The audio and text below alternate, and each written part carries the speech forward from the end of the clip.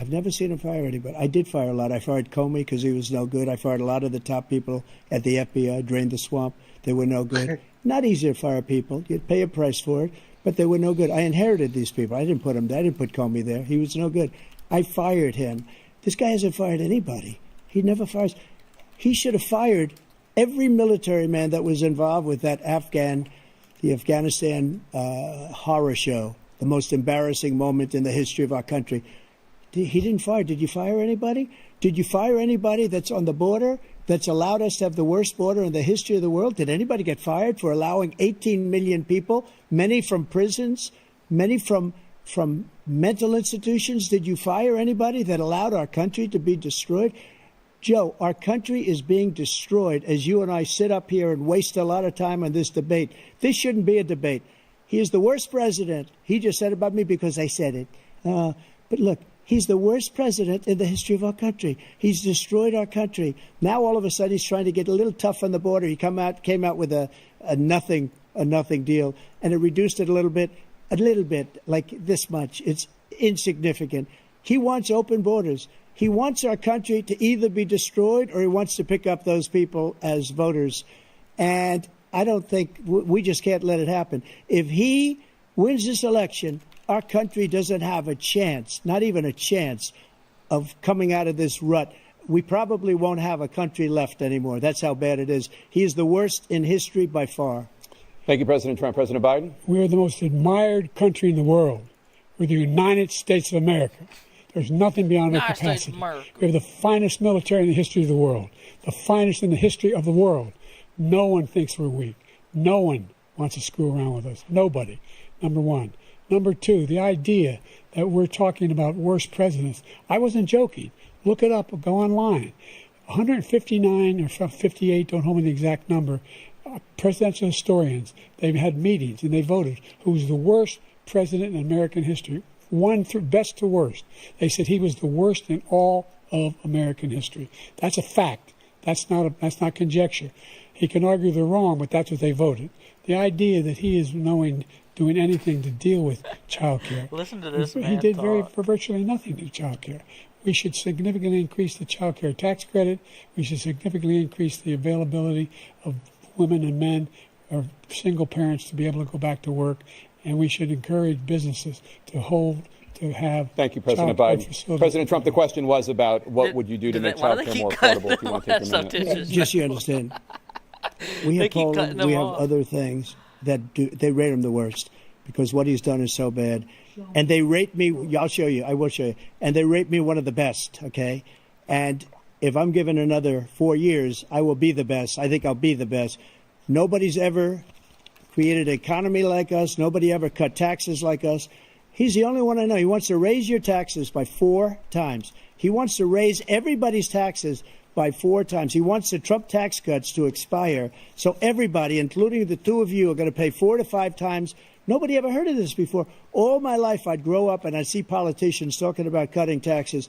When we cut taxes, as I said, we did more business. Apple and all these companies, they were bringing money back into our country.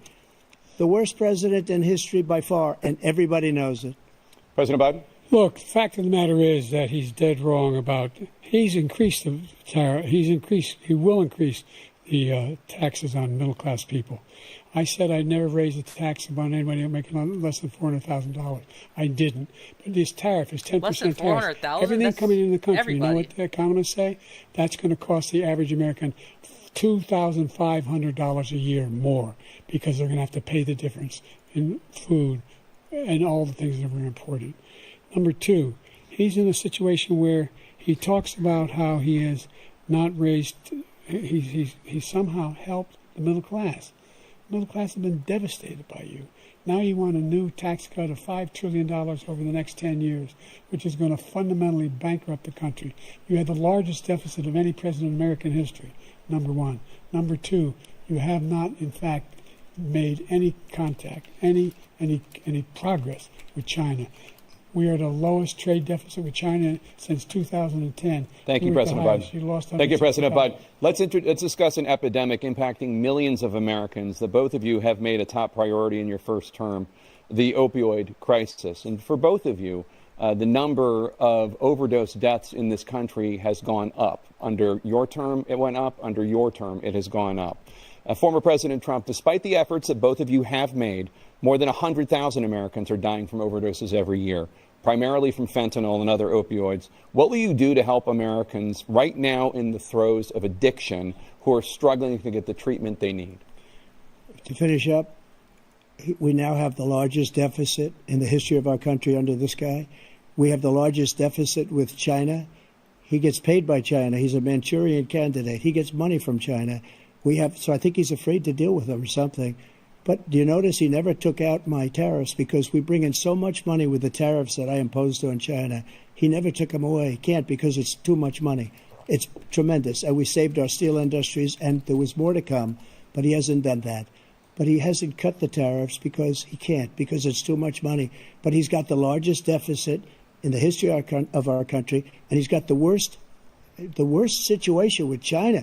China's going to own us if you keep allowing them to do what they're doing to us as a country. They are killing us as a country, Joe, and you can't let that happen. You're destroying our country. So, President Trump, you have 67 seconds left. The question was, what are you going to do to help Americans in the throes of addiction right now who are struggling to get the treatment they need? Jake, we were doing very well at addiction until the COVID came along. We had the 2.5, almost 3 years of like nobody's ever had before, any country, in every way. And then we had to get tough. And it was the drugs pouring across the border it started to increase. We got great equipment. We bought the certain dog that's the most incredible thing that you've ever seen, the way they can spot it. We did a lot, and we were getting very low numbers, very, very low numbers. Then he came along. The numbers, have you seen the numbers now? It's not only the 18 million people that I believe is even low because the gotaways, they don't even talk about gotaways. But the numbers of the amount of drugs and human trafficking in women coming across our border, the worst thing I've ever seen, at numbers that nobody's ever seen under him because the border's so bad. But the number of drugs coming across our border now is the largest we've ever had by far. President Trump, thank you. President Biden? Fentanyl and the byproducts of fentanyl went down for a while. And I wanted to make sure we use the machinery that can detect fentanyl, these big machines that roll over everything that comes across the border. And it costs a lot of money. That was part of this deal we put together, this bipartisan deal. More fentanyl machines, more be able to detect drugs, more numbers of agents, more numbers of all the people at the border. And when we had that deal done, he called his Republican colleagues, said, don't do it. It's going to hurt me politically. No, he never argued it's not a good bill. It's a really good bill. We need those machines. We need those machines. And we're coming down very hard in every country in Asia in terms of precursors for fentanyl. And Mexico is working with us to make sure they don't have the technology to be able to put it together. That's what we have to do. We need those machines. Thank you, President Biden. President Trump, and again, the question is about Americans in the throes of addiction right now struggling to get the treatment they need. Well, this does pertain to it. He ended Remain in Mexico. He ended catch and release. I made it catch and release in Mexico, not catch and release here. We had so many things that we had done, hard negotiations with Mexico, and I got it all for nothing. It's just like when you have a hostage. We always pay $6 billion for a hostage. Every time we say it's a hostage.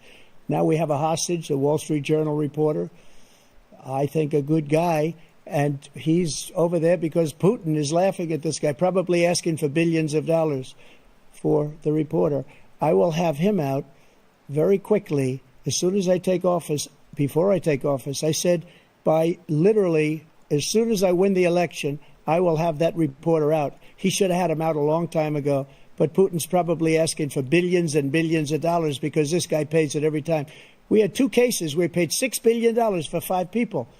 I got 58 people out, and I paid essentially nothing.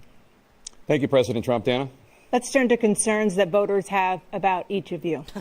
President Biden, you would be 86 at the end of your second term. How do you address concerns about your capability to handle the toughest job in the world well into your 80s? Well, first of all, I spent half my career being criticized being the youngest person in politics. I was the second youngest person ever elected to the United States Senate, and now I'm the oldest. This guy's 3 years younger and a lot less competent. I think that just look at the record. Look at what I've done. Look how I've turned around the horrible situation he left me. As I said, 15 million new jobs, 800,000 manufacturing jobs, more investment in America, over billions of dollars in private investment in enterprises that we are growing. By the way, we brought an awful lot of people. The whole idea of computer chips, we used to have 40% of the market. We invented those chips, and we lost it because he was sending people to find the cheapest jobs overseas and to bring home a product. So I went to South Korea. I convinced Samsung to invest billions of dollars here in the United States. And guess what? Those fabs, they call them, to build these chips, those fabs pay over $100,000. You don't need a college degree for them. And there's billions, about $40 billion already being invested and being built right now in the United States, creating significant jobs for Americans from all over the world. President Biden, you have 40 seconds left. Would you like to add anything? Yeah, I would. The idea that somehow we are this failing country. I never heard a president talk like this before. We're the envy of the world. Name me a single major country president who wouldn't trade places with the United States of America for all our problems and all our opportunities. We're the most progressive country in the world in getting things done. We're the strongest country in the world. We're a country in the world who keeps our word, and everybody trusts us, all of our allies. Because you're paying them off, Sleepy Joe. Those who he coddles up to, from Kim Jong-un, he sends love letters to, and Putin, etc., they don't want to screw around with us. Thank you. Former President Trump, to follow up, you would be 82 at the end of your second term. What do you say to voters who have concerns about your capabilities to serve? Well, I took 2 tests, cognitive tests. I aced them, both of them, as you know. We made it public. He took none. I'd like to see him take one, just one, a real easy one. Like go through the first 5 questions. He couldn't do it. But I took 2 cognitive tests. I took physical exams every year. And, you know, we knock on wood wherever we may have wood, that I'm in very good health. I just won 2 club championships, not even senior, 2 regular club championships. To do that, you have to be quite smart, and you have to be able to hit the ball a long way. And I do it. He doesn't do it. He can't hit a ball 50 yards. He challenged me to a golf match. He can't hit a ball 50 yards. I think I'm in very good shape. I feel that I'm as in good a shape as I was 25, 30 years ago. Actually, I'm probably a little bit lighter, but I'm in as good a shape as I was years ago. I feel very good. I feel the same. But I was willing to take a cognitive test. And you know what? If I didn't do well, I aced them. Dr. Ronnie Jackson, who's a great guy when he was White House doctor. And then I took another one, a similar one. And one of them said they'd never seen anybody ace him. Thank you. President Biden? You can see he is 6'5" and only 223 pounds, or 235 pounds. Well, you said 6'4", 200.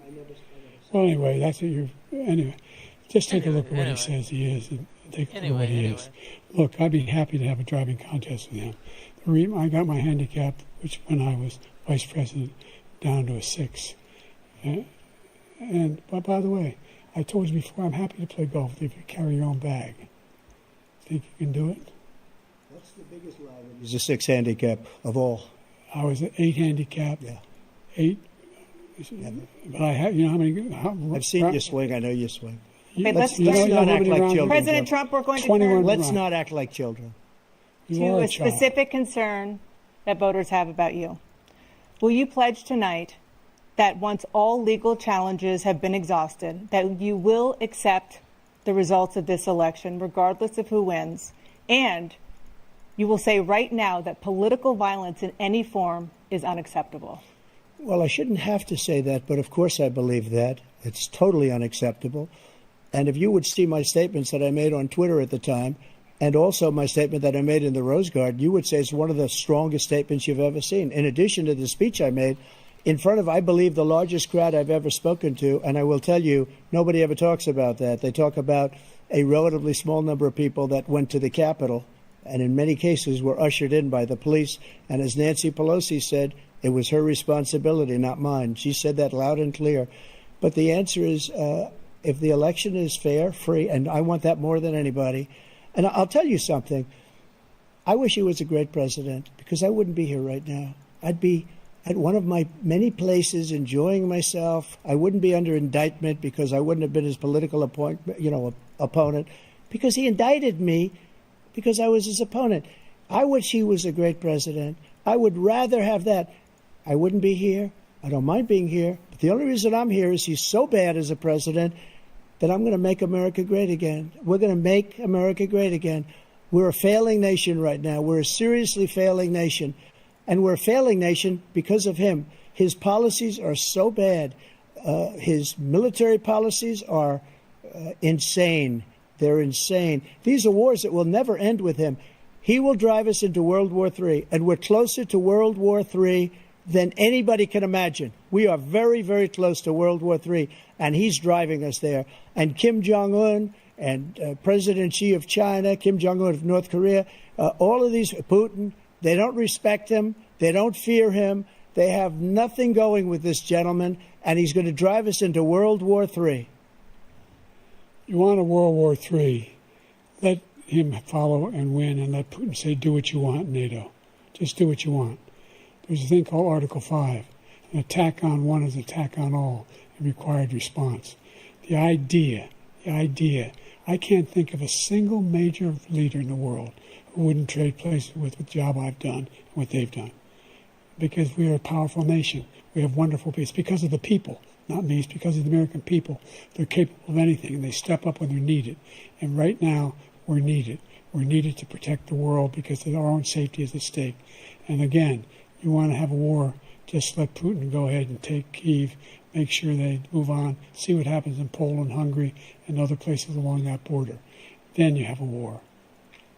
President Trump, as I come back to you for a follow-up, the question was, will you accept the results of this election, regardless of who wins?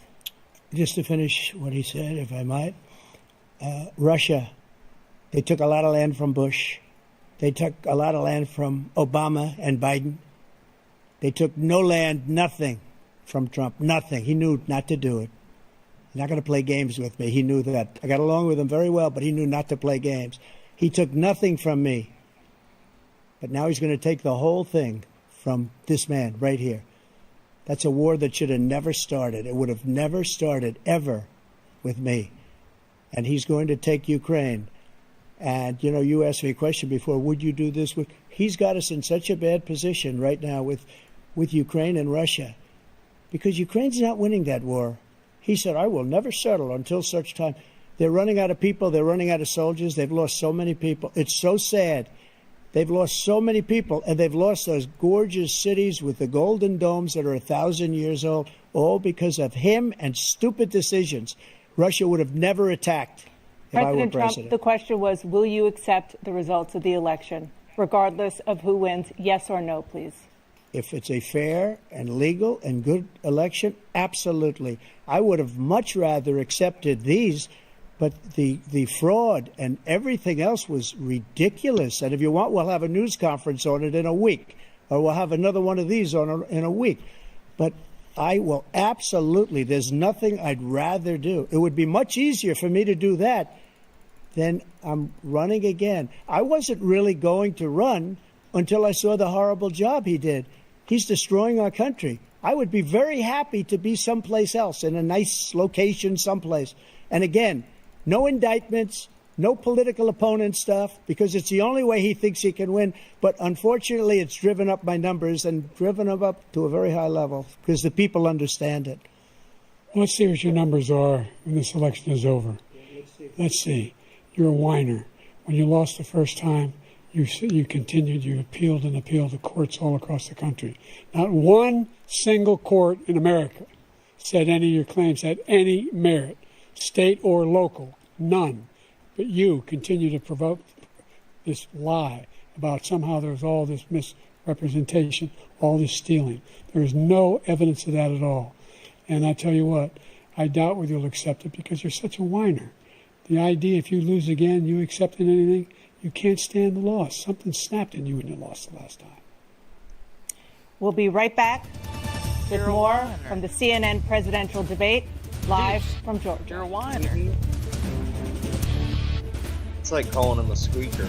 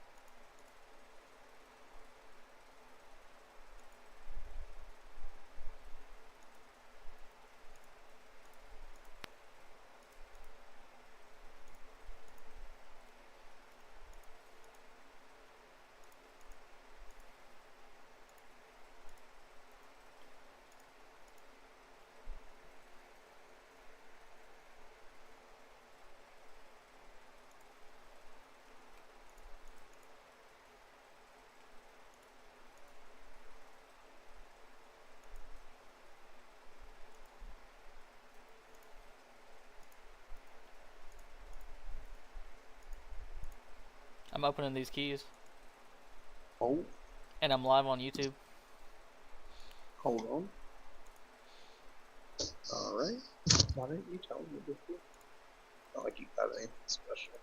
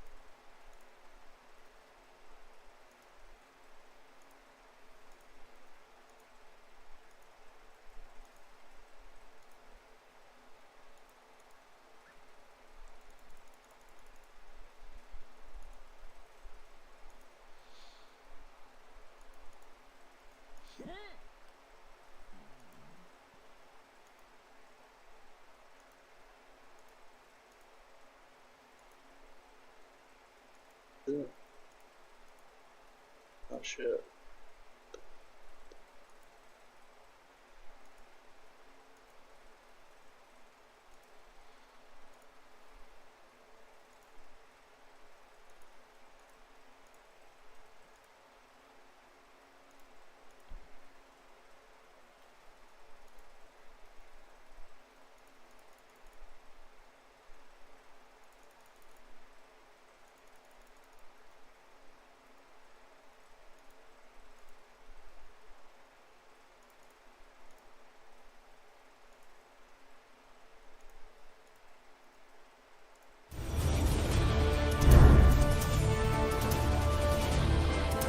It is now time for the candidates to deliver their closing statements as predetermined by a coin toss. We're going to begin with you, President Biden. You have 2 minutes.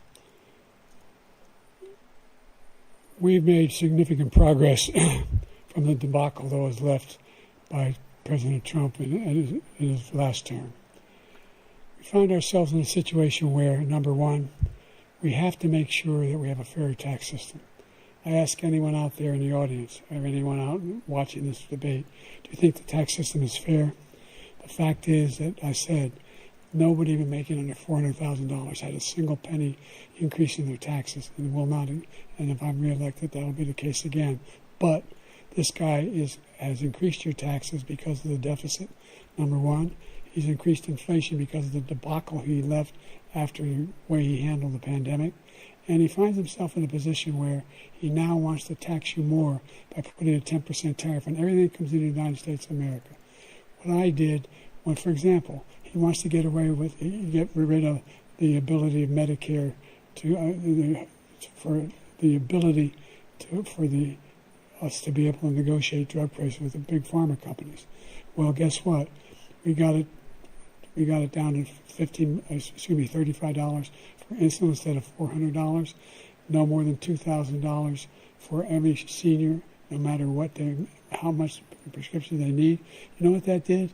That reduced the federal debt by $160 billion over 10 years because the government doesn't have to pay the exorbitant prices.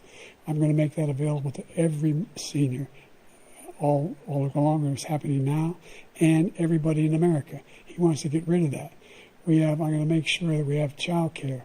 We're going to significantly increase the credits people have for child care. I'm going to make sure we do something about what we're doing on lead pipes and all the things that are causing health problems for people across the country. We're going to continue to fight to bring down inflation and give people a break. Thank you, President Biden. President Trump, you now have 2 minutes for your closing statement. Like so many politicians, this man is just a complainer. He said, we want to do this, we want to do that, we want to get rid of this tax, that tax. But he doesn't do anything. All he does is make our country unsafe by allowing millions and millions of people to pour in. Our military doesn't respect him. We look like fools in Afghanistan. We didn't stop Israel. It was such a horrible thing that would have never happened. It should have never happened. Iran was broke. Anybody that did business with Iran, including China, they couldn't do business with the United States. They all passed. Iran was broke. They had no money for Hamas or Hezbollah, for terror, no money whatsoever. Again, Ukraine should have never happened. He talks about all this stuff, but he didn't do it. For 3.5 years, we're living in hell. We have the Palestinians and we have everybody else rioting all over the place. You talk about Charlottesville. This is 100 times Charlottesville, 1,000 times. The whole country is exploding because of you, because they don't respect you, and they have to respect their president, and they don't respect you throughout the world. What we did was incredible. We rebuilt the military. We got the largest tax cut in history, the largest regulation cut in history. The reason he's got jobs is because I cut the regulations that gave jobs, but he's putting a lot of those regulations back on. All of the things that we've done, nobody's never seen anything like. Even from a medical standpoint, right to try, where we can try space-age materials instead of going to Asia or going to Europe and trying to get when you're terminally ill. Now you can go and you can get something. You sign a document. They've been trying to get it for 42 years. But you know what we did for the military was incredible. Choice for our soldiers, where our soldiers, instead of waiting for 3 months to see a doctor, can go out and get themselves fixed up and readied up and take care of themselves, and they're living. And that's why I had the highest approval rating in the history of the VA. So all of these things, we're in a failing nation, but it's not going to be failing anymore. We're going to make it great again. Thank you, former President Trump, President Biden. Stay with us because we have full analysis of this debate. Anderson Cooper and Aaron Burnett starts now on CNET. He's just standing there like, huh? This dude's a fucking joke.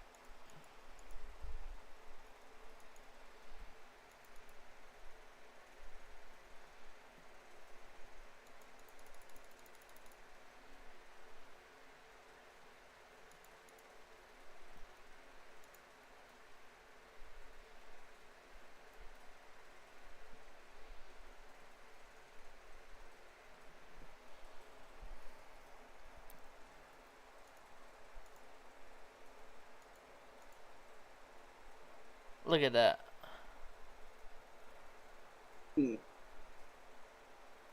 Juicy.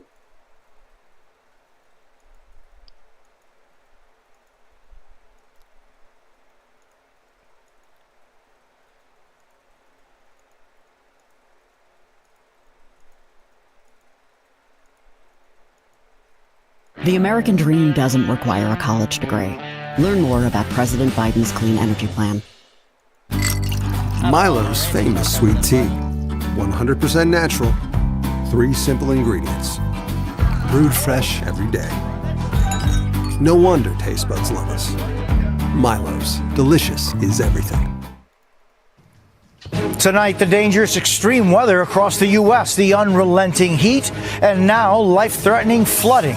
States of emergency. Parts of Iowa underwater as floodwaters overtake entire communities. Residents were rattled awake by sirens and rushed to evacuate. We could not get them out fast enough because the water kept going up so fast. Plus, nearly 100 million baking across the U.S. ER visits skyrocket. Rip currents turned deadly. At least 7 people killed or missing after being swept away off the coasts of New York and Florida. This is a tragedy. This is another parent's worst nightmare. What you need to know before your next trip to the beach.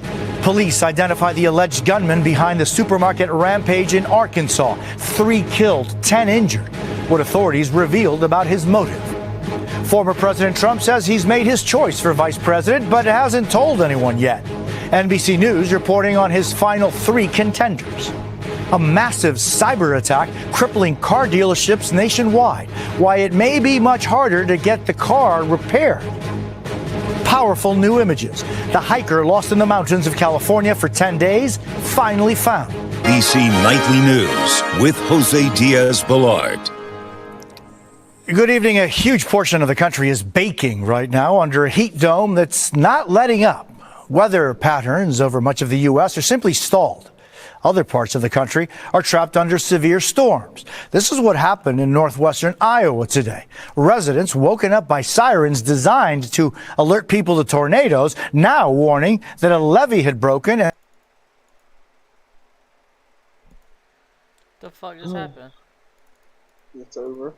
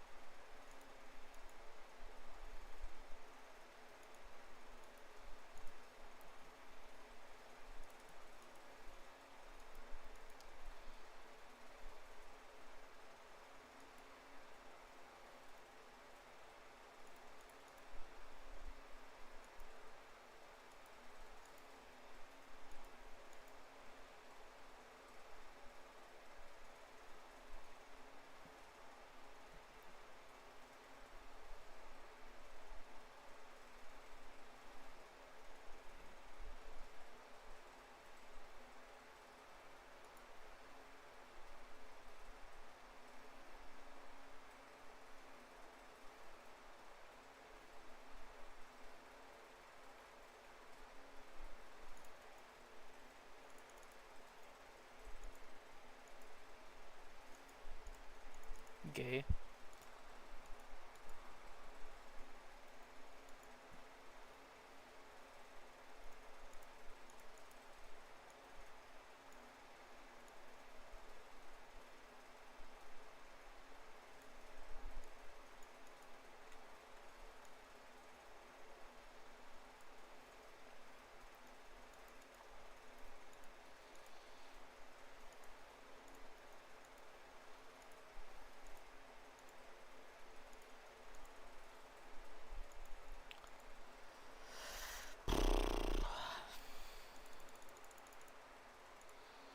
Oh, back to doing Slayer.